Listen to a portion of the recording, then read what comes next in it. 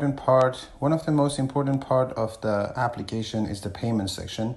Remember that customers are supposed to pay the amount using the application. So as you can see, let's say I'm done with my job and everything is done. First of all, I need to attach a photo from the product that has been assembled or installed. So you can simply come to the attach section, either choose from your library if you already took the picture. If not, just take a picture here, take your pictures and add it to this section. I'm gonna do this just to make sure that everybody knows what to do. So use this photo. So let's say the job was a laptop. Now you have an attachment of your job over here. Next, you need to provide the payment section for your client.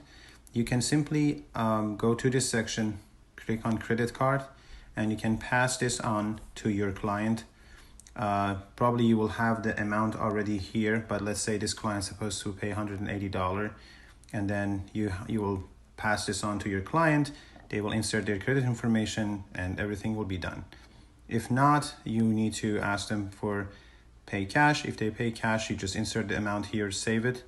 The same thing for the check. You just write down the check number and you will save the payment. That's all for the payment. The other important thing is the finance section. So if you click on finance, you can see that there's a job item here. So it was a wall hanging project. The price was $5 and the subtotal is also $5. And whenever you do this, you can simply send the invoice to your client so they can pay you. So there's two ways. Back to the section of payment. If you go back to the payment section here,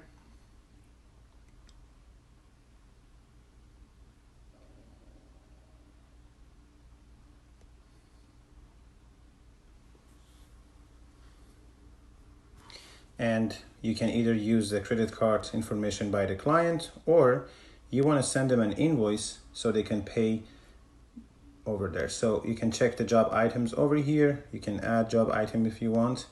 The payment method has been decided, estimate is decided, and then whenever you're ready, you check all of this section and you then use generate. So whenever you do this, you click on this three dot on the right top and send the invoice. There's two ways, using email or the SMS. Most likely SMS is much better.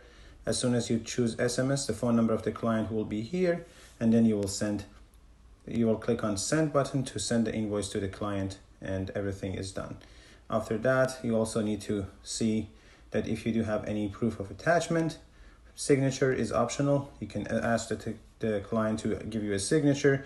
These are always need to be checked. So you see there's an item, wall hanging, the payment method it has supposed to be chosen here, back into the job section, and that's all. So for sending an invoice, once again, the finance, click here, and then after checking all of these items, if you see that all of them has been filled out and you have everything here, you just go view and click on this three dot on the top right. You send an invoice to your client, you choose SMS and then send.